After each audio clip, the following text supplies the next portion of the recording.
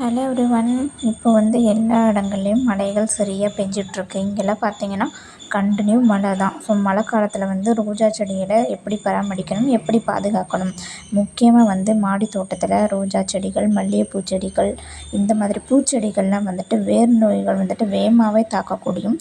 So அதை எப்படி வந்து சரி பண்ணலாம் அப்படின்றதையும் பார்க்கலாம். இந்த மழைக்கால டைமில் வந்துட்டு வேர் பூச்சி நோய்கள் வந்து நிறையவே தாக்கி பிளான்ட்லாம் வந்துட்டு இறக்கக்கூடியது நிறையவே நடக்கும். ஸோ அதையுமே நம்ம வந்துட்டு எப்படி சால்வ் பண்ணலாம் அப்படின்றதையும் பார்க்க போகிறோம். நம்ம என்னென்ன உரங்கள்லாம் இதுக்கு பயன்படுத்தணும் அப்படின்றதையும் பார்க்க போகிறோம். வீடியோ வந்துட்டு ஸ்கிப் பண்ணாமல் பாருங்கள். ஸ்கிப் பண்ணாமல் பார்த்தீங்கன்னா அப்படி தான் உங்களுக்கு நான் வீடியோவில் என்ன சொல்லித்தரேன்றது புரியும். பொதுவாகவே நம்ம டெரஸ் கார்டனில் நம்ம மாடி தோட்டத்தில் வச்சுருந்தாலும் சரி, இல்லை தரைகளில் இந்த மாதிரி நீங்கள் தொட்டியில் செடிகள் வச்சுருந்தாலும் சரி, மழை பெய்யும் போது தொட்டிகளில் தண்ணி தேங்காமல் பார்த்துக்கணும். தண்ணி அப்படி தேங்கியே இருந்தது அப்படின்னா கண்டிப்பாக அந்த வேரெல்லாம் அழுகி வேரழுகல் நோய்கள் வந்துட்டு உருவாகிறதுக்கு நிறைய வாய்ப்புகள் இருக்கும். அதுக்கு நம்ம ஃபஸ்ட்டு செக் பண்ண வேண்டிய விஷயம் என்னென்னு பார்த்துக்கிட்டிங்கன்னா, நீங்கள் தொட்டியாக இருக்கட்டும், க்ரோ பேக்காக இருக்கட்டும், அது மண் வந்து நல்லா ஈரமாக இருக்குதா, மழை பெஞ்ச உடனே டக்குன்னு வந்துட்டு அந்த ஹோலில் வந்து தண்ணி நிற்காமல் வந்து தேங்காமல் உங்களுக்கு போகுதா அப்படின்றத நீங்கள் கண்டிப்பாக செக் பண்ணணும். அதே மாதிரி ரோஜா செடியெல்லாம் பார்த்தீங்கன்னா பூச்சி தாக்குதல் பிரச்சனைகள் நிறைய வரும். மழை டைமில் அந்த பூச்சிகள் எங்கேருந்து வரும்னே தெரியாது. கடிச்சு இலையில ஒரு மாதிரி வித்தியாசமாக கடிச்சு வைக்கும். மொட்டுகள்லாம் வந்து கருக ஆரம்பிச்சிடும். அப்படி இருக்கிற சமயத்தில் 1 லிட்டர் வாட்டரில் 2-3 சொட்டு வந்துட்டு நீம் ஆயில் வந்துட்டு மிக்ஸ் பண்ணிவிட்டு நீங்கள் அடிக்கடி வந்து ஸ்ப்ரே பண்ணிங்க. வாரத்துக்கு ஒரு முறை அந்த மாதிரி நீங்கள் ஸ்ப்ரே பண்ணி கொடுத்தீங்க அப்படின்னா இந்த மாதிரி பிரச்சனைகள் சரியாயிடும். அதே மாதிரி எறும்பு தொல்லைகளும் இதில் வராதுங்க. ஸோ அது கசப்பு அதிகமாக இருக்கிறதுனால அந்த கசப்பு தன்மைக்கு அந்த பூச்சிகளோ இல்லை எறும்புகளோ எதுவுமே வந்து நம்ம பிளான்ட்டுக்கு பாதிப்பு ஏற்படுத்தாமல் இருக்கும். அதே மாதிரி பார்த்திங்கன்னா வேர்ப்புழு நோய்கள் வந்துட்டு நம்ம செடிகளுக்கு அதிகமாகவே வரும்.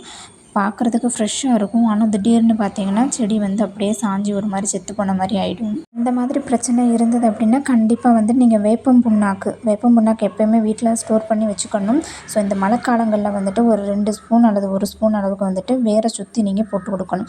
வேருக்கு பக்கத்தில் போடக்கூடாது. வேருக்கு பக்கத்தில் கொஞ்சம் தள்ளி சுற்றி போட்டு கொடுத்துட்டீங்க அப்படின்னா இந்த வேப்ப புண்ணாக்கில் இருக்க கசப்பு தன்மை வேர்களுக்கு போயிட்டு அந்த பூச்சிகள் வந்துட்டு எதுவுமே தாக்காமல் நம்ம பிளான்ட்டை வந்து பாதுகாக்குங்க.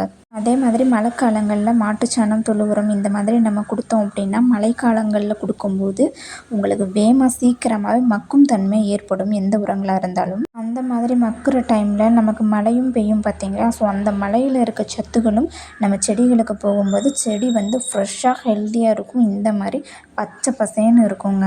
இப்போ நீங்கள் பார்த்துட்ருக்கீங்க இல்லையா. ஸோ இது எங்கள் வீட்டில் வந்து எப்பயுமே மழை கண்டினியூவாக பெஞ்சிட்டே இருக்குது. இது மழை கொஞ்சம் நின்ற உடனே தான் நான் இந்த வீடியோவே ஷூட் பண்ணேன். பார்த்தீங்களா, இந்த மாதிரி பூச்சிகள் இப்படி சாப்பிட்டு இலைகளை வந்து தின்றும். ஸோ அப்பப்போ மழை பெய்ய நிற்கும் போது நம்ம செக் பண்ணிக்கிறோம் நம்ம செடிகளை.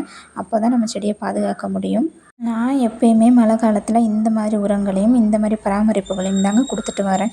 அப்படி கொடுத்துட்டு வர்றதுனால தான் என்னோடய செடிகள் எந்த அளவுக்கு பச்சை பசுமையாகவும் எவ்வளோ மொட்டுகளும் வச்சுருக்கேன் அப்படின்னு நீங்களே கண்கூடாகவே பாருங்கள். இங்கே கன்னியாகுமரி மாவட்டங்கள்லாம் 2 மாதமாகவே சரியான மழை பெஞ்சிட்டு தான் இருக்குது. வெயிலவே நீங்கள் அதிகமாக பார்க்க முடியாது. எந்த செடியுமே எனக்கு வந்துட்டு பாதிப்புக்கு உள்ளாகலை நான் இந்த மாதிரி பண்ணதுனால. ஸோ பார்த்தீங்கன்னா எவ்வளோ ஹெல்த்தியாக இருக்காங்கன்னு உங்களுக்கே தெரியும். மழைக்காலங்களில் லிக்விட் ஃபெர்டிலைசரை வந்துட்டு அவாய்ட் பண்ணிடுங்க. ஏன்னா நீங்கள் அதை கொடுத்தாலுமே அந்த சத்து வந்து முழுமையாக நம்ம செடிகளுக்கு போய் அடையாது. பவுடர் கண்டிஷனில் கொடுக்குற உரங்கள் தான் வந்துட்டு சூப்பராக அப்சர்வ் ஆகும். வேர்களுக்கும் அதிகமாக போய் சேரும். முட்டை ஓடுகள் அதை பவுட்ராக்கியோ இல்லை வாழைப்பழ தூளங்கள் அதை பவுட்ராக்கி கொடுக்கலாம். மாட்டுச்சாணம் தொழு உரம் கொடுக்கலாம். இந்த மாதிரி உரங்களை இந்த டைமில் நீங்கள் கொடுத்தீங்க அப்படின்னா மழை பெய்கிற இருக்கிற சத்தும் நம்ம கொடுக்குற சத்தும் நம்மளோட செடிக்கு எந்த ஒரு பாதிப்பும் இல்லாமல் இந்த மாதிரி ஆரோக்கியமாக கிடைக்குங்க. ஸோ உங்களுக்கு என்னோடய வீடியோ பிடிச்சிருக்கும் அப்படின்னு நினைக்கிறேன். பிடிச்சிருந்து அப்படின்னா உங்களோட ஃப்ரெண்ட் அண்ட் ஃபேமிலிக்கு ஷேர் பண்ணுங்கள். லைக் பண்ணுங்கள், ஷேர் பண்ணுங்கள், கமெண்ட் பண்ணுங்கள், சப்ஸ்கிரைப் பண்ணுங்கள். பக்கத்தில் உள்ள பெல் பட்டன் ஆன் பண்ணி வச்சுக்கோங்க. நெக்ஸ்ட் டைம் பார்ப்போம். Happy gardening.